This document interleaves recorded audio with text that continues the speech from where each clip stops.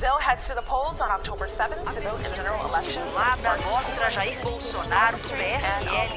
Frontrunner so far, Bolsonaro has been branded racist, misogynist, and homophobic by detractors. He's been called the Donald Trump of Brazil, but some say that he's actually even more controversial. Hello, I'm Richard Gizbert, and you're at The Listening Post. Here are some of the stories we're covering this week. Round one of Brazil's presidential election. The outsider who's bypassing the mainstream media in favor of the social side. And some of the stick that he's getting there. When the trolling turns ugly and dangerous. Shocking stories from female reporters about the abuse and threats they get online. A Saudi Arabian journalist living in exile visits the Saudi consulate in Istanbul. He doesn't come out. And Donald Trump accuses the Chinese of election meddling in, of all places, Des Moines, Iowa. Here at The Listening Post, when we've examined the media story in Brazil, we've focused on the conglomerates like Globo TV, Record TV, SBT, and the power that they wield. This time, as the country prepares to vote in the first round of presidential elections on Sunday, October 7th, we're looking at social media. That's because Brazil is Facebook's third largest market. More than half of the population there is on WhatsApp. That's where Brazil's far-right presidential candidate, Jair Bolsonaro, has taken his political campaign. Bolsonaro has been described by some as Donald Trump meets Filipino President Rodrigo Duterte. And like them, he's turned the mainstream media into his useful enemies. Bolsonaro has a 10-point lead in the polls in a country whose traditional parties have been stained by scandal. A populist outsider has moved into the political vacuum. Our starting point this week is one of the primary battlegrounds in this election, the social media space in Brazil.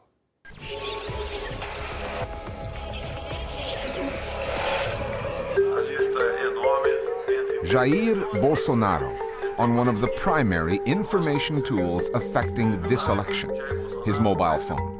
WhatsApp aqui, de domingo para hoje tem 88 mil recados. A lista é enorme entre grupos e pessoas. Social media allows him to work without filters. In Brazil, they don't trust politicians, but also they don't trust the mainstream media. They don't think that what appears in the media is truth. So the fact that Bolsonaro is relying so much on social media is part of his appeal. Vou tomar uma água de coco, responder todo mundo, ok? Valeu, pessoal. Bolsonaro não à toa. He's not a front runner by chance. He's a candidate who's very strong on WhatsApp, on social media. People get a lot of feeds, lots of videos from Bolsonaro, and it's no accident that he's leading the polls. Liderando as pesquisas. Jair Bolsonaro spent years in the National Assembly as a fringe politician before becoming the leader of a relatively small party which he's taken to the right. He's ex-military, makes no secret of his admiration for the junta that ruled Brazil from 1964 to 85, and he's running on a law and order ticket. He goes into the first round of this election as the front runner, consistently polling at over 30%. Despite being the victim of a stabbing last month, from which he says he's still recovering. His critics call him homophobic, misogynistic. That's what happens when you equate homosexuality with pedophilia. Agora, você de casa contrataria motorista gay para levar seu filho na escola? Tá na cara que não. Or you go on camera and call a female political opponent unworthy of being raped. Jamais isso para você que você não merece. Then there was the time he called for the sterilization of the poor in a country where more than 50 million live in poverty. Porque nós aqui controlamos a nossa e o pessoal pobre não controla. Bolsonaro's supporters either don't find any of those things disqualifying, or they don't believe them when they're reported on mainstream news outlets. Because millions of them are getting their news straight from the candidate on WhatsApp or from his supporters, like Douglas Garcia, the founder of Direita São Paulo, a movement pushing Bolsonaro's agenda on social media. Anything he publishes on social media gets amplified. He was not the one to build the internet as a medium to propagate his political campaign, but it was the conservatives who found in the internet a medium to exchange information without putting their personal security in danger, to disseminate the ideas that Bolsonaro managed to integrate into his campaign, as he will not be censored on social media, unlike what happens on the mainstream media, where he has no voice. What is happening in Brazil is that social media is facilitating candidates that are portraying himself as outside the establishment, and no matter how we can question that, they can easily reach their supporters and they can counteract what is happening. Even though there is some information available there, the members of these groups prefer to believe what their own candidates or what the people supporting their candidates are saying. Everything that goes against what they believe is mentioned as fake news. Brazilians aren't just on social media. They are, to an unusual degree, involved. The Facebook numbers there are through the roof. And when polled recently on whether they had used social media as a source of news over the previous week, 2 out of 3 said yes. That's more than twice as high as Germany, almost 50% higher than the US. About 120 million Brazilians, more than 1 in 2, are on WhatsApp. News spreads quickly on WhatsApp groups, and since it's coming from friends, family, or the candidates themselves, it's up close, feels personal, and it's 24/7. TV is still important to Brazilians, but the flow of information about the election is much greater on WhatsApp. TV is still watched in places where the internet is not so popular, among the poorest segments of the population. But the internet, social networks, and especially WhatsApp have made all the difference. And unfortunately, a lot of it is misinformation. A lot of lies end up circulating. People believe them because they're often from people close to them, say family members who circulate these messages, these videos. That's how it ends up becoming credible. But it's a lie. And Bolsonaro's political strategy is to spread fake news, to spread lies. Pinning the fake news charge on Bolsonaro personally is difficult, but there's no doubt that some of his supporters have been producing plenty of that kind of material.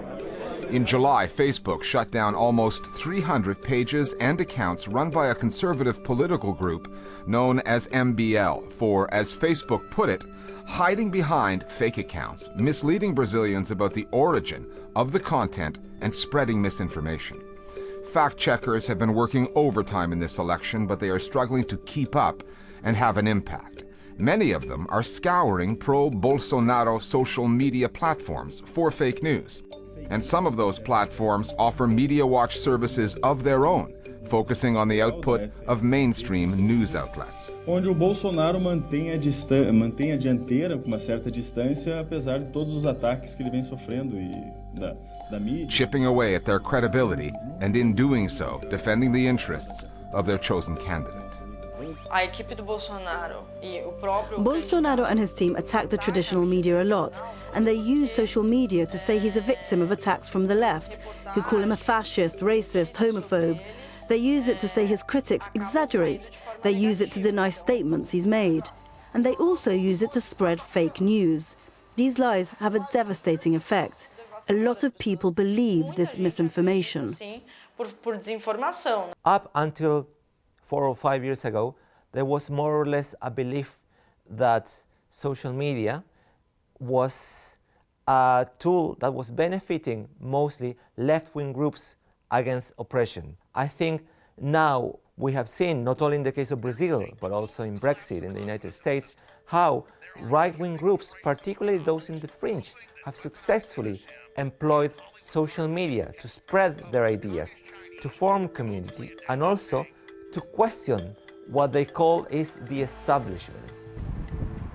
When Brazilians talk about the media establishment, they're talking about Globo. It's the biggest media company in Latin America, hugely influential, and the bane of the Brazilian left, because it's conservative and has traditionally played the role of political kingmaker. Right-wing candidates have always courted Globo. Jair Bolsonaro didn't bother, knowing he was too far right for the network's taste, and betting he didn't need its endorsement. He hasn't taken part in any televised debates since last month's stabbing. Bolsonaro says he can't. Doctor's orders. Not everyone believes that. The final debate of round one took place this past Thursday, 3 days before voting day. Again, Bolsonaro was a no-show. He preferred not to appear on the debate aired on Globo, the most important one, because he knows that he could make mistakes and expose himself to attack from his opponents, especially given his controversial proposals. Mas informou que não poderia comparecer porque ainda se recupera do atentado que sofreu no dia 6 de setembro. In theory, the stabbing helped because he had a good reason not to participate in the debates. Look, I'm on medical treatment. But he tended to avoid them even before the attack. Ele já cogitava não ir aos debates. So while his opponents were debating each other on Globo, he did an interview on a rival network, which then revealed it was backing him. Before calling it a night, though, he spent a little time on Facebook Live, talking to his supporters, on the device that has driven his campaign, changed Brazilian politics, and the way it is covered, his phone.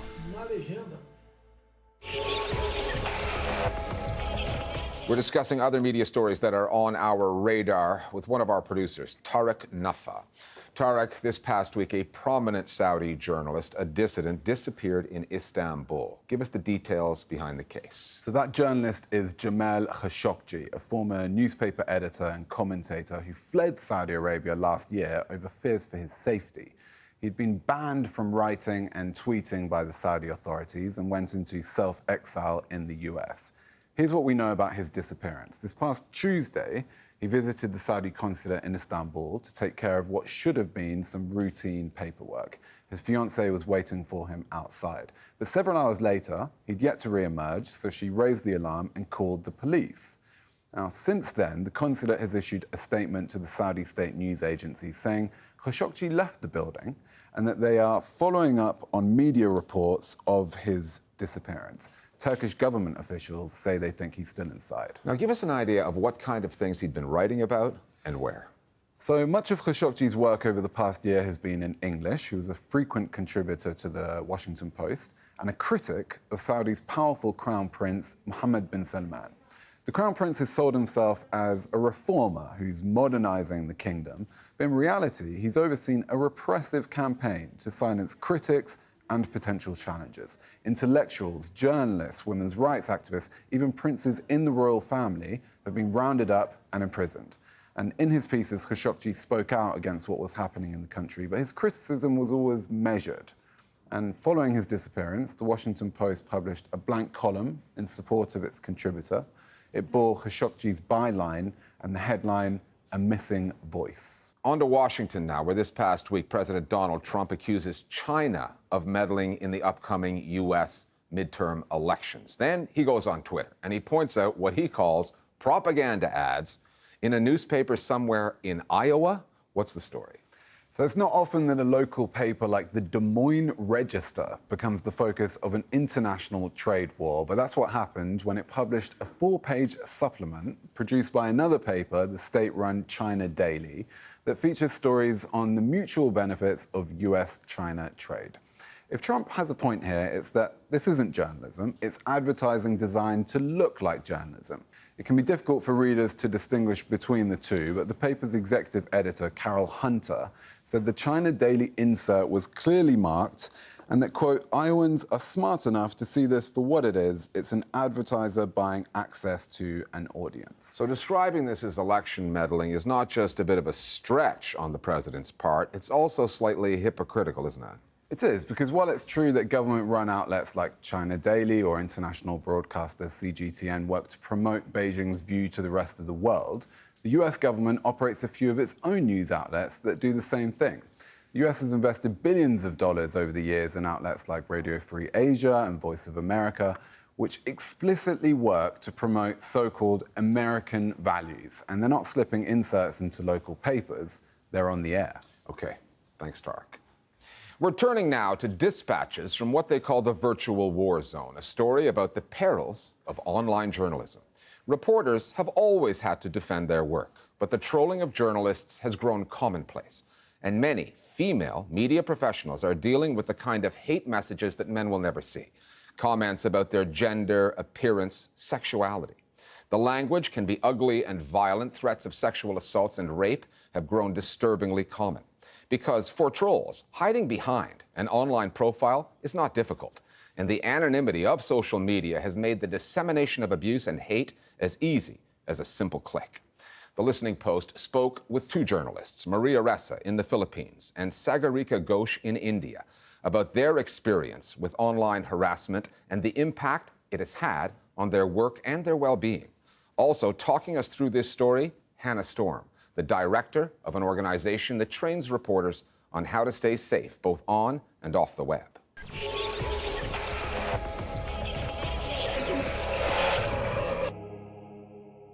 I used to be a war zone correspondent, but in a war zone, you know where the enemy is. You know what you need to prepare for. You know how to stay safe. In this new landscape, this is intimate. You take it home with you. You wake up with it. It's with you all the time.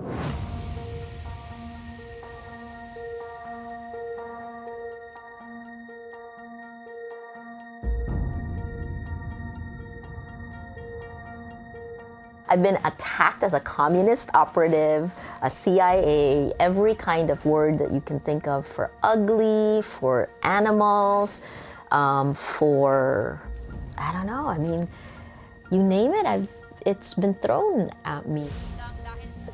As a journalist, I'm used to defending the work I do. But how do you respond when someone threatens you with rape? When someone wants you dead? And you're inundated with a barrage of hate, of vitriol, words calling you things like prostitute or whore or hooker or somebody else's sex slave, that they're going to do things to you that are really sexually explicit. Women journalists are 3 times more likely to experience online harassment than their male colleagues. People are trying to shame them into silence by calling them names, by undermining their reputation, and by trying to violate their role as journalists. In August of 2016, Rappler came out with a series of stories.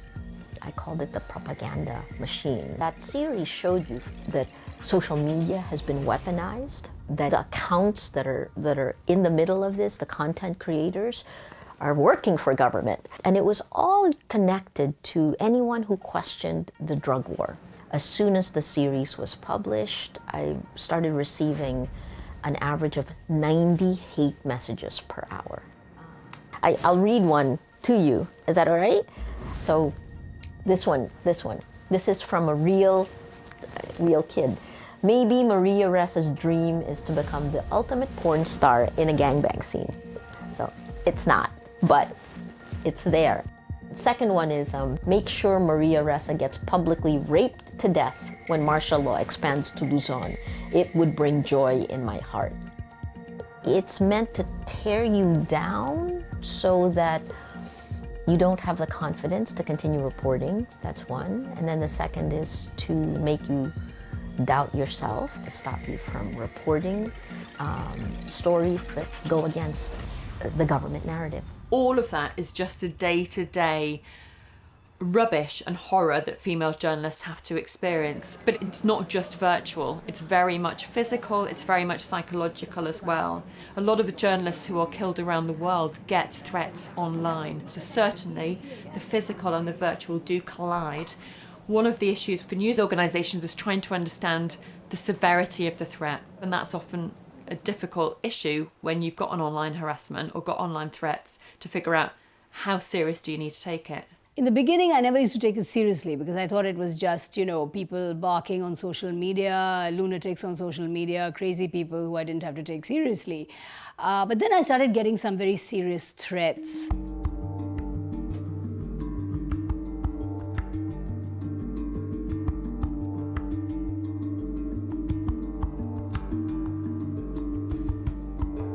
One of the first threats that I got was a threat of gang rape. And it was gang rape of me as well as my daughter, who was then in school. And they said, we know where your daughter studies, we know which school she's in, we know what time she comes out of school, and we're going to grab her and we're going to assault her and we're going to perform gang rape. You see, what happens is that the person puts out a threat and then deletes the account. But having deleted the account, lots of other handles then take it up and disseminate it. So its purpose is served because it creates a kind of chilling effect. You get very scared. You tend to sort of self-censor because you're scared of what is out there. The IWMF Trollbusters report that came out recently said that something like 30% of female journalists they spoke with had considered leaving the profession because of the impact it had had on them. Something like 40% of female journalists have actually stopped writing about certain stories. If we're in a situation where journalists are impacted onto this extent, that's really, really damaging to freedom of expression as well. And then the threats kept on growing and they kept getting more and more abusive and more foul. If you're a liberal, you're under attack. If you're a journalist, you're under attack. If you're a liberal woman journalist, you're public enemy number one. There are women who are attacked on social media who are then attacked off social media. The threats can be online and then go offline. My colleague and good friend Gauri Lankesh was actually shot in September 2017, and a Facebook user put out a hit list of me and 4 other women saying that when one has been taken care of, we now need to locate these 5 other women, find out where they live, and we need to systematically finish them off. And this was then shared by numerous other Facebook users. Now, the reason why I take these Facebook and Twitter threats seriously is because, this is exactly what happened to Lankesh. She faced social media threats and she never used to take it seriously. But the fact is she was killed. And the scary thing about Gauri's death was that the murder suspect has said that, oh, I didn't know who she was. I was just told that she was damaging my religion, and so I killed her. So that's the level of brainwashing and fanaticism that exists out there. I don't think the government is doing anything about it, actually. I think a number of these trolls who are there on social media are actually followed by government ministers. I think social media companies need to do much more. I would love it if people were engaging with me on my journalism or who were engaging with me on my work. But if it becomes a place for death threats and for rape threats and for gang rape threats, then I think it loses its meaning. Social media companies need to have much stricter restrictions on what is hate speech, what is hate speech against women, what is hate speech against minorities. The problem that I've seen is that they are in Silicon Valley, looking at the world through lenses that don't take into account the global landscape they operate in.